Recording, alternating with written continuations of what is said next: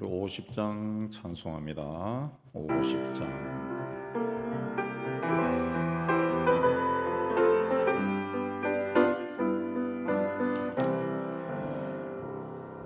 내게 있는 모든 것을 아낌없이 드리네. 사랑하고 의지하며 주만 따라 살리라. 주께 드리네. 주께 드리네. 사랑하는 구주 앞에 모두 드리네. 내게 있는 모든 것을 겸손하게 드리네. 세상 욕심 멀리하니 나를 받아주소서. 주께 드리네. 주께 드리네. 사랑하는 구주 앞에 모두 드리네. 내게 있는 모든 것을 주를 위해 드리네.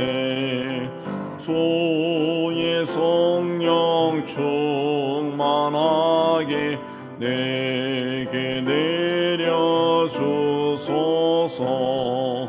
주께 드리네. 주께 드리네. 사랑하는 구주 앞에 모두 드리네.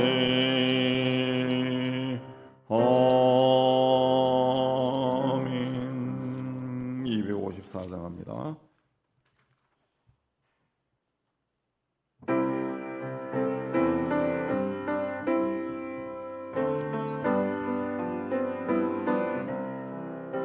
내 주의 보혈은 정하고 정하다.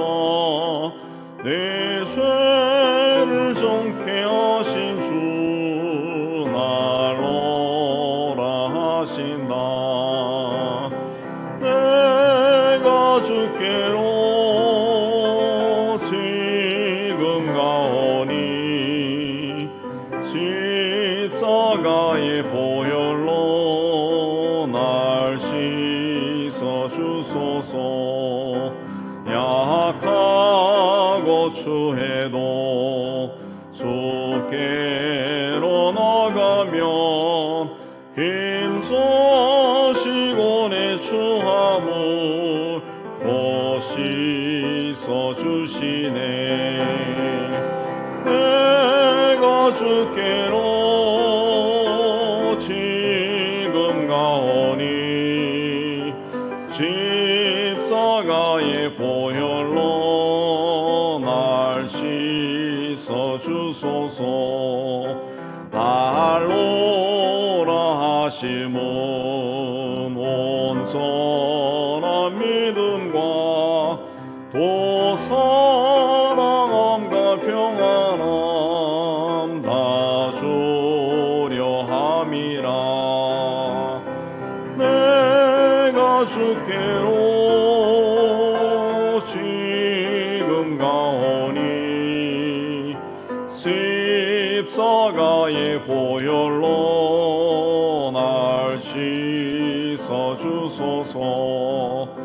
큰 죄인 복받아 살 길을 얻었네.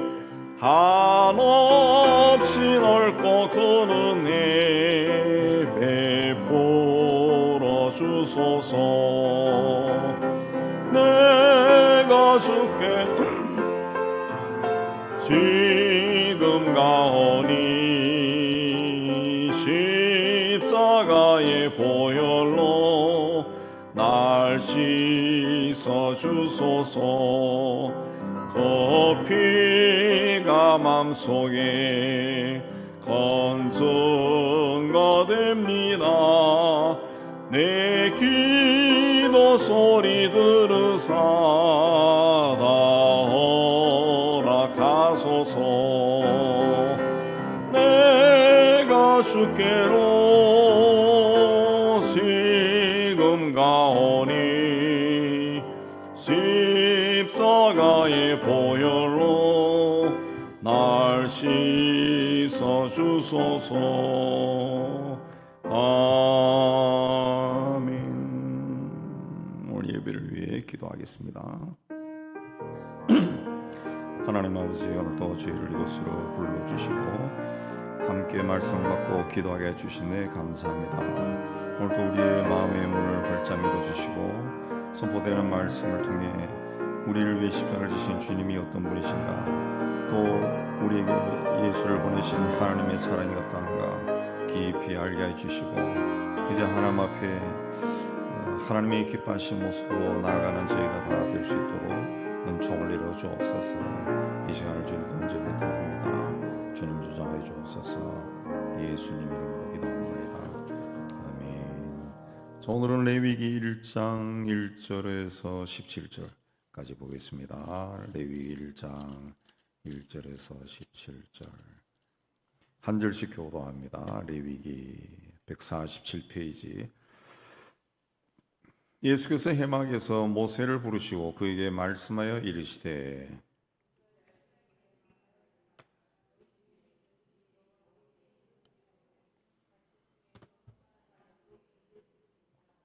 그 예물이 소의 번제이면 흠없는 수컷으로 해막문에서 여호와 앞에 기쁘시게 받으시도록 드릴지니라.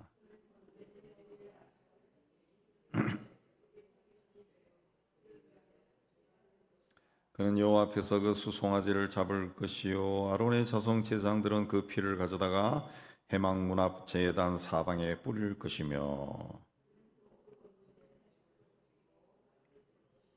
제사장 아론의 자손들은 제단 위에 불을 붙이고 불 위에 나무를 버려놓고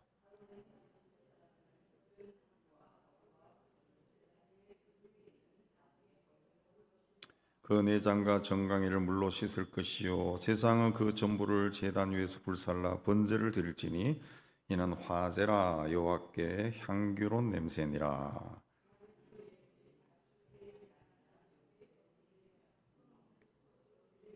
그가 제단 북쪽 여호와 앞에서 그것을 잡을 것이요 아론의 자손 제사장들은 그것의 피를 제단 사방에 뿌릴 것이며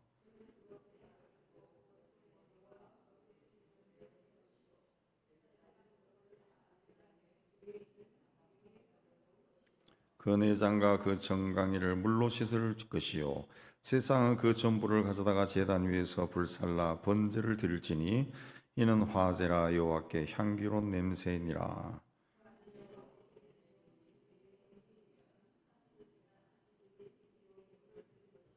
제사장은 그것을 제단으로 가져다가 그것의 머리를 비틀어 끊고 제단 위에서 불사르고 피는 제단 곁에 흘릴 것이며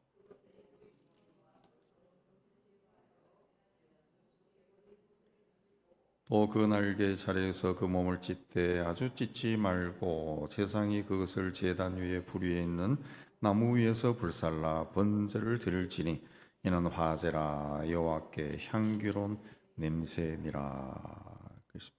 이 번제라고 하는 것은 그 한자로 구울 번자, 살을 번자 그렇습니다. 그리고 불에 사른다, 불에 굽는다 그런 뜻입니다. 자, 성경을 읽다가 창세기 출애굽기가 그 하나님의 어떤 그 창조 역사부터 구원의 역사가 쫙 계속 펼쳐지다가 이제 레위기에 딱 들어오면은 이 제사법이 막 나옵니다. 제물을 어떻게 바치고 피가 나오고 제사장에 나오고 정결한 법, 부정한 법, 속죄 뭐 이런 등등이 계속 그런 단어들이 나와서 레위기에서 이 이 성경 읽다가 이 재미가 없어지는 그런 느낌이 있어요. 그래서 레위기를 대충 읽기도 하고 읽어도 무슨 말인지도 모르고 그냥 막 읽어갑니다. 근데 이 레위기는 단순히 옛날 이스라엘의 제사법을 기록한 책이 아닙니다. 레위기의 중심 질문은 거룩하신 하나님 앞에 죄인인 사람이 어떻게 나아갈 수 있는가, 그겁니다. 하나님 앞에, 하나님은 거룩하시고 우리는 죄인인데 우리가 어떻게 하나님 앞에 나아갈 수 있는가, 그 방법은 무엇인가, 그걸 이야기하는 것이 레위기입니다. 레위기 1장 2절에 보면은 너희 중에 누구든지 여호와께 예물을 드리려거든, 예물을 드린다. 예물은 코르반이라고 하는데 가까이 나아가다라는 뜻을 가지고 있습니다. 예물을 드리려면 가까이 나가야죠. 가까이 나가죠. 그 예물을 바치는 행위가 제사의 그 핵심이죠. 제사의 핵심입니다. 구약 시대의 제사의 핵심은 예물, 짐승을 제물로 바치는 거죠. 바치기 위해서는 가까이 가야 된다. 가까이 가야 돼. 그러니까 제사의 중심은 무엇이냐? 무엇을 바치느냐에 있는 것이 아니라 하나님 앞에 가까이 가는 것에 있습니다. 하나님 앞에 가까이 가는 행위, 이게 제사의 중심입니다. 그러니까 이 하나님 앞에 가까이 가는 것도 인간인 죄인인 우리가 내 생각대로 내 방법대로 나가는 것이 아니라 하나님께서 열어주신 길을 따라가야 돼. 하나님이 열어주신 길. 그러니까 하나님이 정해준 그 질서와 법에 따라서 하나님 앞에 가야 된다는 거죠. 하나님 앞에 내 마음대로 갈 수 있는 게 아니라는 거죠. 우리가 이 한 나라의 왕이나 대통령을 만나러 할 때 내 마음대로 만나는 것이 아니라 길이 있다. 길.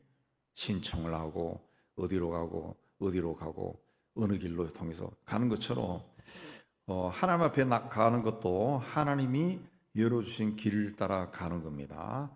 그래서 예물을 드린다라고 하는 것 자체가 내가 하나님 앞에 지금 가까이 나갑니다, 그런 뜻입니다. 예물을 드린다, 하나님께 가까이 갑니다, 고백이라는 거죠.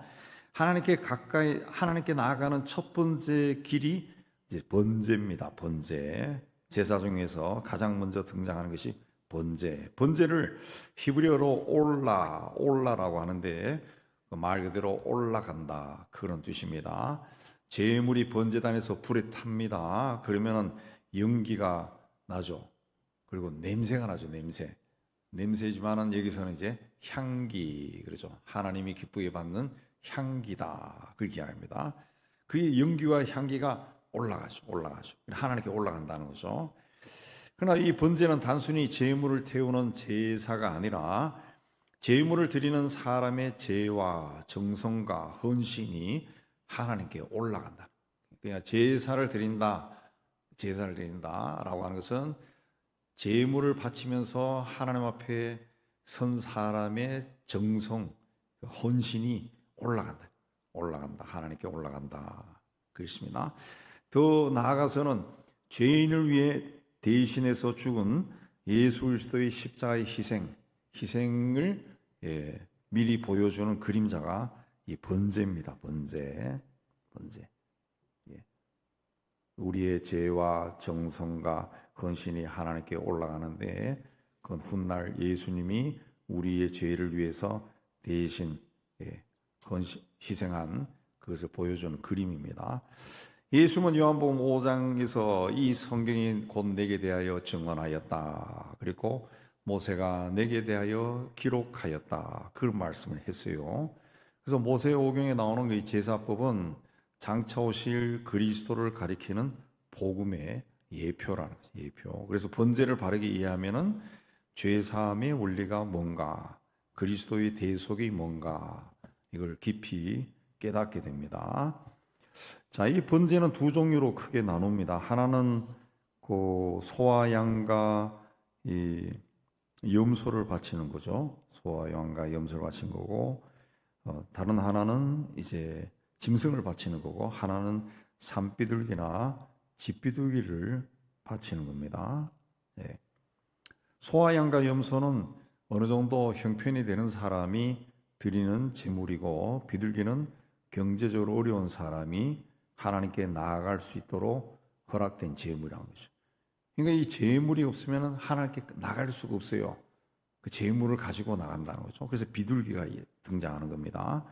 근데 하나님은 제물의 크기로 종류로 사람을 차별하지 않았습니다. 짐승을 드린 사람이나 비둘기를 드린 사람이나 하나님 앞에 믿음과 정성으로 나갔으면 하나님이 다 받으셨어요. 하나님은 예배의 문을 특정한 사람에게만 열어놓지 않았습니다. 누구든지 하나님이 정한 길을 따라오면 하나님 앞에 설 수 있게 해주셨다라는 겁니다. 7절에 보면은 제사장 아론의 자손들은 제단 위에 불을 붙이고 불 위에 나무를 벌려놓았다. 자, 하나님께 드리는 제사는 사람의 감정이나 임의대로 드리는 것이 아니라 하나님이 정해 놓으신 질서와 방법에 따라 드려졌습니다. 제일 먼저 하는 과정이 불과 나무를 준비하는 겁니다. 불과 나무를 준비하고 그 후에 제사를 드리는 사람이 제물을 성막으로 끌고 옵니다. 끌고 옵니다.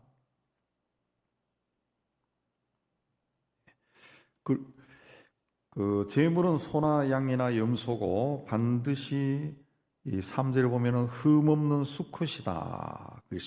쩔뚝거리거나 눈이 멀었거나 병이 들었거나 상처가 있는 짐승은 하나님께 드릴 수 없다는 거죠. 이건 하나님께 드리는 것은 남은 것, 쓸모없는 것, 버려도 되는 것이 아니라 가장 온전한 것을 바쳐야 된다라는 것을 보여줍니다. 이거는 하나님께서 우리를 위해 희생한 제물, 곧 예수 그리스도가 어떤 분입니까? 죄가 없고 흠이 없는 분이에요. 하나님이 우리를 구원하기 위해 주신 제물도 죄가 없고 흠이 없는 분이에요. 마찬가지로 하나님이 우리에게 원하는 것이 흠이 없는 것이에요. 흠이 없는 것이에요. 예. 하나님은 거룩하고 완전하신 분이기 때문에 하나님께 바치는 제물도 흠이 없는 것이 돼야 됐다 그랬습니다. 제물을 드리는 사람은 번제단 그 북쪽에 서서 하나님이 계신 방향, 그 성막 안쪽을 북쪽에 서서 제물의 머리를 성막 안쪽으로 향하게 합니다. 지성소 쪽으로 향하게 하는 겁니다. 4절에 번제물의 머리에 안수할지니 그를 위하여 기쁘게 받으시면 되어 그를 위하여 속죄가 될 것이다. 이 성막이 문이 어느 쪽에 있다 그랬어요? 동쪽에 있죠. 그 동쪽에 있는 문을 열고 들어가면 바로 앞에 번제단이 있는데 그 제단에 바칠 제물인 짐승을 잡는 곳은 어디냐? 오른쪽, 북쪽에 있어요. 북쪽. 그 북쪽에서 이 북쪽에 짐승을 가져가서 거기서 그 짐승의 머리에 이제 안수를 하는 겁니다. 짐승이 번제물 머리에 안수하라 4절에 나죠. 그 짐승들이 이제 뿔이 있죠, 뿔. 그 뿔 사이에 두 손을 얹고 안수했다 그랬습니다. 자, 그렇게 하면은 그를 위하여 기쁘게 받으심이 되어 그를 위하여 속죄가 될 것이다. 이 말은 뭔가 하면은 복잡하게 번역이 되어 있는데 그 번제물의 머리에 안수를 하면은 하나님이 속죄물로 기쁘게 받으실 것이다. 그 뜻입니다. 그러니까 이 북쪽, 오른쪽의 북쪽에서 짐승의 머리를 서쪽을 향해서 지성소를 향해서 머리를 놓고 거기서 안수를 했다. 그렇습니다. 하나님을 향해서 이제 안수한 거죠. 그 안수는 뭐냐? 단순히 손을 얹는다는 의미가 아니라 전가의 의미가 전가. 내 죄가 이 제물에게 옮겨지는 겁니다. 그래서 제물을 드리는 사람은 짐승의 머리에 손을 얹으면서 얹는 순간 자기 죄를 인정하고 이 제물이 내 죄를 대신해서 죽는다라는 것을 고백하는 겁니다. 하나님, 내가 죄인입니다. 이제 이 제물이 나의 죄를 위해 대신 죽습니다. 그걸 고백하는 거죠. 죄인이 서야 할 자리에 제물인 짐승이 쓰고 죄인이 받아야 할 심판을 이 제물인 짐승이 대신 받는 거예요. 그래서 안수하지 않은 제물은 온전한 제물이 될 수가 없습니다. 그렇게 해서 짐승이 내 죄를 지고 죽는 거예요. 죽는 거예요. 이걸 그 세례요한이 예수님을 보고 보라 세상 죄를 지고 가는 하나님의 어린 양이다. 그렇게 말했습니다. 예수님도 우리 죄를 대신 지고 죽는 거예요. 죽는 거예요. 예. 그러니까 구약에서는 짐승이 죄인인 나를 대신해서 죽었고 신약에서는 예수께서 죄인인 우리를 대신해서 죽은 겁니다. 자, 안수가 끝난 뒤에 제물은 이제 죽임을 당합니다. 5절에 수송아지를 잡을 것이요. 전통적인 방법으로는 제물의 다리를 묶고 제사를 드리는 사람이 제물의 목을 찔렀고 그러면 피가 나오죠. 그 피를 받습니다. 피를 받. 제가 어렸을 때 이 동네에서 소를 잡고 돼지 잡는 걸 봤는데 그때도 그 비슷하게 하더라. 목에 칼을 찌르면 피가 확 나오면 그 피를 받더라. 그 피를 받았어요. 근데 제물을 보면은 소나 그 양이나 염소입니다. 소나 양이나 염소고 새는 비둘기입니다. 비둘기. 다른 동물도 많은데 소나 양이나 염소다라고 한 것은 이 소나 양이나 염소는 순합니다. 순합니다. 자기를 사람들이 잡을 때도 그냥 가만히 있어요. 가만히 있어요. 다른 동물들은 그렇지 않습니다. 그렇지 않습니다. 가축으로 키우는 집에서 키우는 가축들도 그렇게 죽음을 맞이할 때 그렇게 가만히 있지 않아요. 뭐 미안하지만 요사이 집에서 많이 키우는 강아지나 고양이나 또 시골의 닭이나 새를 위하면 닭 종류 이 얘네들은 가만히 있지 않습니다. 가만히 있어 발버둥을 치죠. 난리가 나죠. 난리. 근데 소나 양이나 염소는 가만히 있어요. 예. 목에 칼이 들어올 때도 가만히 있다가 피 흘리고 퍽 쓰러진다. 예. 그래서 그 소나 양이나 염소를 바쳐라는 것도 다 의미가 있는 거죠. 의미가 있어. 예. 그러면은 그 피가 나오면은 그 피를 5절에 보면은 아론의 제사장들은 피를 회막문 제단 사방에 뿌렸다. 피를 뿌리는 행위가 번제의 핵심입니다. 성경에 피 흘림이 없은즉 사함이 없다. 죄가 용서받지 않는다는 거죠. 피는 생명을 상징하죠. 피가 없으면 사람도 죽어요. 피가 뿌려졌다라고 하는 것은 생명을 바쳤다 그런 뜻입니다. 죄라고 하는 것은 그냥 넘어갈 수 있는 작은 실수가 아닙니다. 하나님과의 관계를 깨뜨리고 생명을 무너뜨리는 심각한 행위입니다. 생명을 파괴하는 행위예요. 그 죄를 해결하기 위해서는 그렇기 때문에 생명이 희생이 돼야 됩니다. 희생이 돼.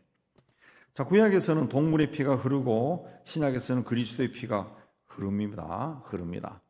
처음에 아담과 하와가 죄를 지었을 때 하나님께서 그들에게 가죽옷을 지어 입혔다 그랬습니다. 가죽옷을 지어 입혔다. 가죽이 누구의 가죽입니까? 짐승의 가죽이죠. 그러면 짐승을 잡아서 그 가죽을 입혔다는 건데요. 그럼 피를 흘린 거죠. 처음에 죄를 지은 제2의 원조인 아담과 하와도 피를 흘렸다. 아담과 하와의 죄를 대신해서 짐승의 피를 흘리고 가죽옷을 입은 거예요. 계시록에 가면은 세마포 옷이 나옵니다. 세마포도 그 성경은 그러니까 피 흘림이 창세기에서 계시록까지 이어지는 것을 볼 수 있어요. 대제사장도 1년에 한 번 대속죄일에 지성소에 들어갈 때 그때는 화려한 대제사장복을 입는 게 아니라 세마포 옷을 입고 들어갔다. 세마포 옷을 입고 들어가서 피를 뿌렸다 그랬습니다. 이거는 인간의 영광과 공로가 아니라 피를 통한 속죄만이 하나님 앞에 설 수 있다라는 것을 보여줍니다.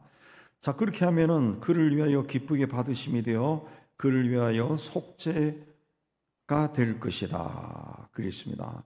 이 속죄라고 하는 히브리어는 카파르라고 하는데 덮다, 가리다 그런 뜻입니다. 피를 뿌리면은 죄가 이렇게 덮어진다는. 피를 뿌리면은 죄인의 죄가 피에 의해서 덮어진다는. 그리고 하나님이 받는다는 그런 뜻이죠.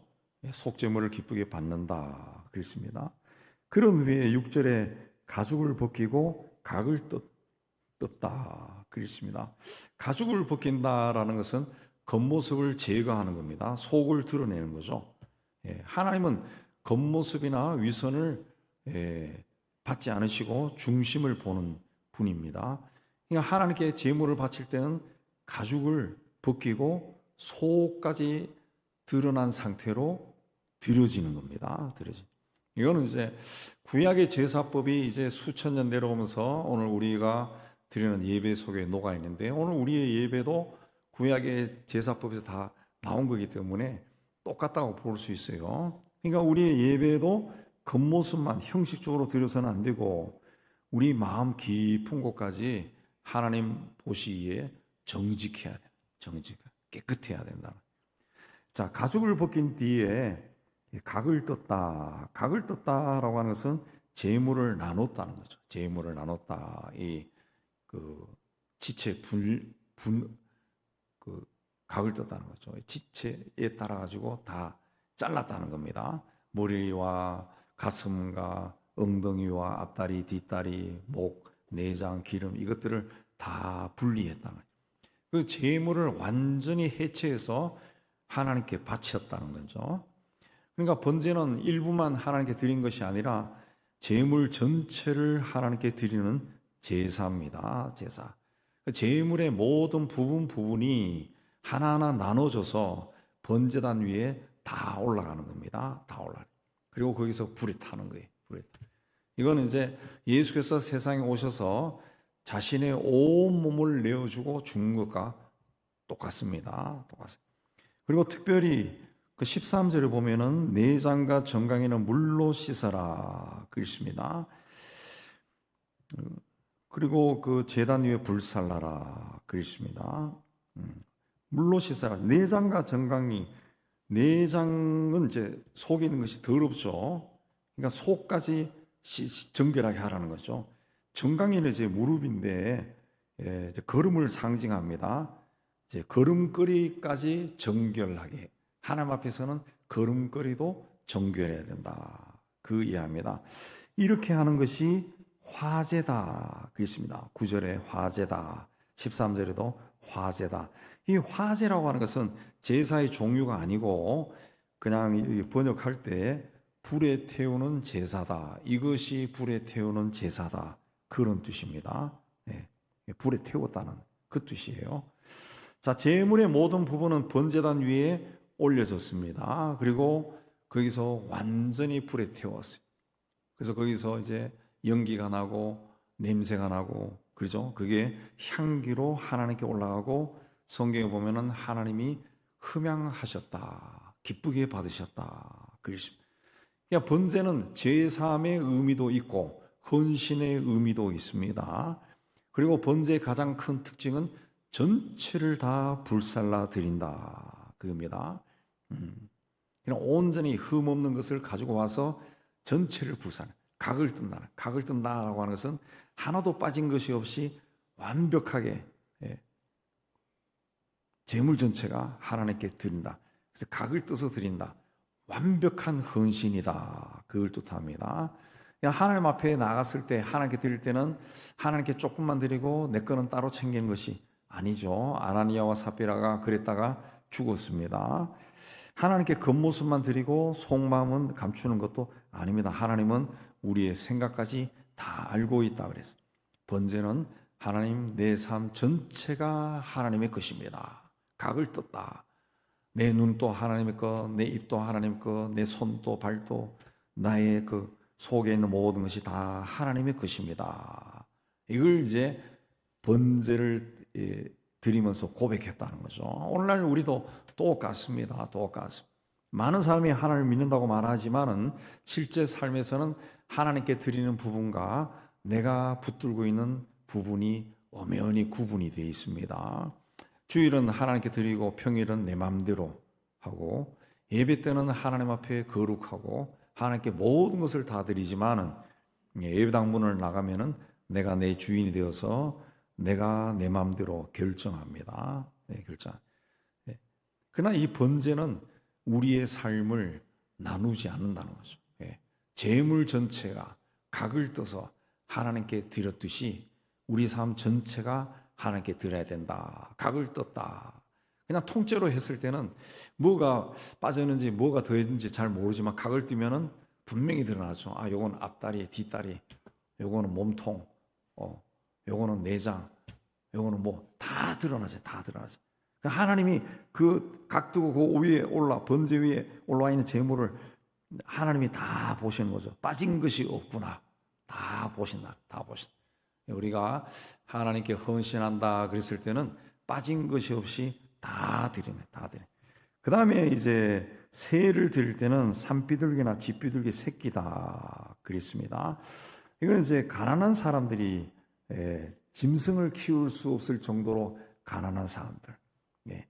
뭐 저희가 어릴 때도 이 논밭 옛날에 농사지었으니까 논밭에 일하는 그 황소가 없는 집이 있어요. 그러면은 소를 빌리러 와. 소를 빌리러. 소를 또 빌려서 오늘 하루만 쓰고 또 나중에 얼마 주고 그 소를 빌리러 주기도 했다고. 그래서 3,000년, 4,000년, 5,000년 전에 얼마나 어떻게 했어요? 소가 없는 사람이 얼마나 많겠어요? 그런 사람들은 새를 바쳐라. 새 중에서도 비둘기를 바쳐라. 그랬습니다. 그 비둘기도 바쳐라. 그래서 이제 비둘기가 두 종류 나와요. 집비둘기, 산비둘기인데 집비둘기는 이제 집에서 키우는 비둘기겠죠. 근데 집에서 비둘기를 키우려고 하면은 그것도 또 재능이 있거나 돈이 있어야 되겠죠. 돈이 있어요. 뭐 옛날 같은 그 집에 살면은 비둘기는 집에 잘 안 산 것 같은데 제비는 집에 자기 집을 만들고 처마 밑에 살기도 한 거 우리 집에도 있었던 것 같은데 비둘기는 없었던 것 같아요. 비둘기는. 산비둘기는 뭘 이해합니까? 비둘기조차 구할 수 없는 사람은 산에 가서 비둘기를 잡아서 바쳐라. 그거죠. 모든 사람들이 다 하나님 앞에 나아갈 수 있는 길을 하나님이 마련해 주신 겁니다. 비둘기는 소나 양을 드린 제사보다 작아 보이지만 결코 가치가 낮은 제사가 아니라는 거죠. 그래서 비둘기 제사를 드린 법을 보면은 하나님이 우리를 어떻게 보시는가 그게 나타나는데요. 그 짐승을 제물로 바치는 사람은 짐승을 자기가 끌고 가서 자기가 죽여서 자기가 바쳐요. 근데 비둘기는 어떻게 하느냐? 제사장이 직접 처리했다 그랬습니다. 제사장이 그 예물 55절에 제사장은 그것을 제단으로 가져가서 그랬습니다.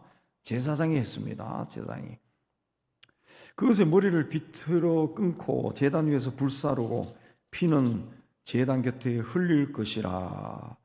제사장이 비둘기의 머리를 비틀어 끊고 어떻게 보면 잔인하지만은 옛날은 이 새들은 다 이렇게 잡았어요. 잡고 뭐 그렇지만은 집에서 옛날에 키우던 닭을 잡을 때도 머리를 비틀어 잡고 막 그렇게 했죠.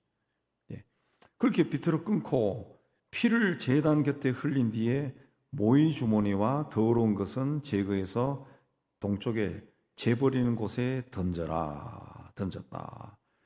그리고 비둘기 몸을 날개 자리에서 완전히 둘로 나누지 않았습니다. 날개를 찢었지만은 완전히 날개를 다 찢어버린 게 아니고 제단 위에서 불살랐다. 그러니까 비둘기 번제는 굉장히 작은 제물입니다. 근데 이 비둘기를 번제로 드릴 때는 제사장이 직접 그러니까 굉장히 수고와 정성이 들어가야 되는 겁니다. 손으로 비둘기를 잡고 목을 끊고 더러운 것을 또 제거하고 모이 주머니 더러운 것들을 제거하고 또 몸을 찢지만은 완전히 나누지는 않고 아주 조심스럽게 세밀하게 해야 되는 거예요. 그냥 가난한 사람들이 드린 제물을 제사장이 취급할 때 그걸 하나님 앞에 제물로 바치고 나갈 때는 가난한 사람들이 직접 나가는 것이 아니라 제사장이 직접 처리해서 하나님께 바치겠다. 그러니까 하나님의 어떤 그 가난한 사람들을 향한 그 세심한 배려, 하나님의 마음을 우리가 살펴볼 수가 있습니다. 자, 1장에 나오는 번제는 모든 제사의 기초가 됩니다. 그 중심에는 죄를 내 죄를 대신 짊어지고 죽는 제물이 있다는 거예요. 제물이 있어요. 죄인은 살고 제물이 대신 죽습니다. 이게 대속이라 대속. 네. 나는 살고 제물이 죽는 겁니다. 죄의 값은 사망이지만은 하나님은 죄인을 살리기 위해서 대신 죽을 제물을 허락했어요. 그러나 구약의 짐승 제사는 완전한 실체가 아니라 그림자는, 왜? 짐승을 바쳤다 해서 죄가 완전히 없어지는 것이 아니에요. 그래서 죄를 지었을 때 또 짐승을 바치고 또 바치고 또 바쳐야 돼. 그래서 히브리서 10장 4절에 황소와 염소의 피가 능히 죄를 없이 하지 못한다 그랬습니다. 그러나 예수 그리스도는 완전하고 참된 제물이 됐습니다. 그분은 흠없고 죄 없는 하나님 아들이셨지만은 우리의 죄를 대신 짊어지고 십자가에서 자기 몸을 들이셨어요. 예. 구약의 짐승은 계속 죄를 고백할 때마다 죽어야 되지만은 예수만 단번에 죽어서 영원한 속죄를 이루셨어요. 그래서 히브리서 10장 10절에 그리스도의 몸을 단번에 들이심으로 말미암아 우리가 거룩함을 얻었도다 그랬습니다. 짐승을 제물로 받고 속죄받는 것은 일시적이지만 그리스도의 피는 영원하다는 거죠. 영원하다. 이제 그래서 우리는 짐승의 피를 의지하지 않습니다. 우리를 위해 십자가에 설리신 그리스도의 보혈을 의지하는 것. 의지하는. 죄의 대가는 사망, 죽음입니다. 그러나 하나님은 죄인을 죽이는 것보다 살리는 방법을 택하셨는데 대신 죽을 제물을 마련한 겁니다. 그 제물이 이제 짐승과 새고 훗날 예수 그리스도입니다. 그래서 이 번제는 복음의 그림자라 그렇게 합니다. 제물이 나를 대신해서 죽어 죄인인 내가 사는 것처럼 예수 그리스도께서 죽으심으로 죄인인 우리가 산 겁니다. 산 것. 제물이 각을 떠서 하나도 비운 것이 없이 온전하게 불에 타서 하나님께 올라간 것처럼 그리스도의 순종과 희생이 하나님께 온전한 제사가 된 겁니다. 그래서 그분의 피가 우리를 구원한 거죠.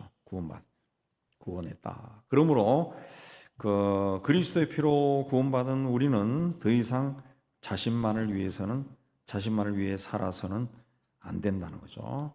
그래서 산 제물로 너희 자신을 산 제물로 하나님께 바쳐라 그랬습니다. 산 제물로 우리 자신을 하나님께 바치며 살아야 됩니다. 그리고 고린도 후서 5장 5절 우리 한번 같이 읽습니다. 5장 15절 고린도 후서 5장 15절 번제는 하나님께서 우리를 살리기 위해 하나님이 친히 제물을 준비하시는데 그 제물이 바로 예수 그리스도입니다. 예수 그리스도. 5장 15절 같이 읽습니다. 시작. 그가 모든 사람을 대신하여 죽으심은 살아있는 자들로 하여금 다시는 그들 자신을 위하여 살지 않고 오직 그들을 대신하여 죽었다가 다시 살아나신 이를 위하여 살게 하려 함이다. 그랬습니다. 구약 시대에는 그 사람들이 내 죄를 대신해서 짐승을 온전히 하나님께 바쳤어요. 하나님이 그 후에는 하나님이 우리를 위해서 그리스도를 십자가에 못 박아서 우리를 위해서 온전히 예수 그리스도를 제물로 바친 거예요. 그리고 그 제물을 바친 거예요. 그래서 우리는 그리스도의 피로 하나님 앞에 구원받고 하나님 앞에 서고 하나님을 아버지라 할 수가 있게 된 겁니다. 그러면 어떻게 살아야 되느냐? 고린도후서 말씀처럼 이제는 나 자신을 위해서 살지 말고 나를 대신해서 죽었다가 다시 살아나신 주님을 위해 살아야 된다 그랬습니다. 이 말씀을 마음에 품고 하나님 앞에 나아가는 여러분이 다 되시기를 주님의 이름으로 축복합니다. 149장 찬송합니다.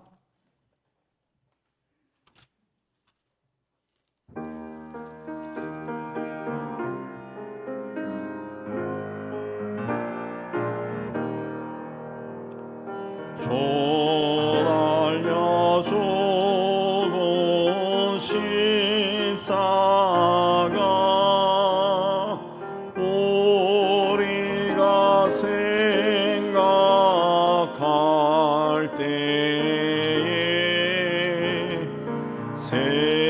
세상에 속한 욕심은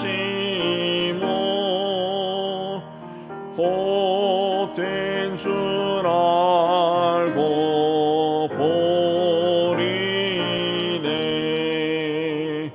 속으신 고수밖에는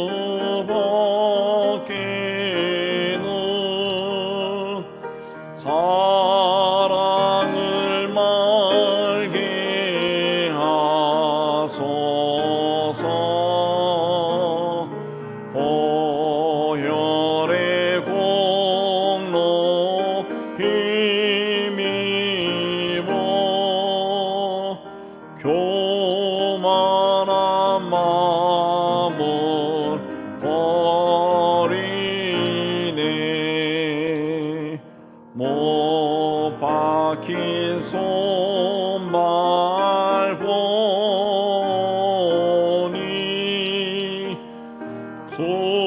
손잡이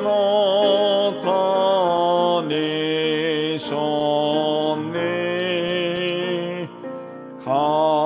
가시로 만든 면류관 우리를 위해 쓰셨네. 온 세상 만물 가져도 손에 못 갚겠네.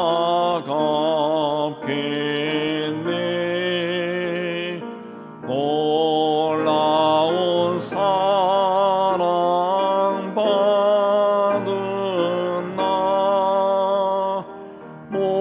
몸으로 세문 삼겠네. 아멘.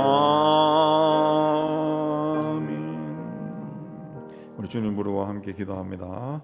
주여 주여 주여. 하나님 아버지, 오늘 또한 하나님 앞에 올라와서 하나님 찬양하고 말씀을 받고 이제 기도합니다. 주의 영이 이 자리에도 충만하게 임재해 계심을 저희가 믿습니다. 하나님, 우리가 늘 읽고 아는 이야기지만 그래도 번제에 대해서 조금 더 확실하고 분명하게 말씀하여 주심을 참 감사합니다. 번제의 의미를 우리 마음속 깊이 새기고 이제 하나님 앞에 나아갈 때 그냥 헌신했다라는 말을 함부로 하지 아니하고 우리의 모든 것을 주님께 온전히 바치고 하나님이 흠양하는 그런 귀한 삶을 살아가는 저희가 되게 도와주옵소서. 주께서 우리를 위해서 독생자를 아낌없이 희생하셨듯이 이제 우리도 주님을 위해서 우리의 삶을 아끼지 아니하고 헌신해서 참으로 하나님의 뜻이 우리를 통해 이루어지는 것을 우리가 눈으로 바라보고 기뻐하고 감사하는 삶을 살아갈 수 있도록 주여 인도하여 주시옵소서. 이제 우리가 기도할 때도 주의 영이 늘 함께 해주시고 특별히 이제 후임 담임을 목사를 이제 청빙하는 절차를 진행하고 있습니다.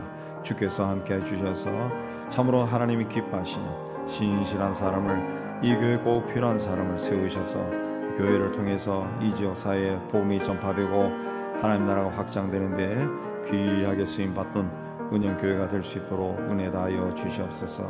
오늘도 우리가 기도할 때, 우리나라를 위해서 기도할 때, 또 이 사회를 위해서 기도하고 우리의 가정과 자녀를 위해서 기도하고 병든 자, 건강하지 못한 자들을 위해서 기도할 때, 경제적으로 어려운 사람들을 위해서 기도할 때 주의 영이 우리에게 기도 제목을 주시고 우리가 기도하게 해 주옵시고 저들의 문제가 해결되고 그리스도 예수 안에서 은혜로 풍성한 삶을 살아가는 저희가 다 될 수 있도록 은혜 내려 주시옵소서. 자, 이제 자유롭게 기도합니다.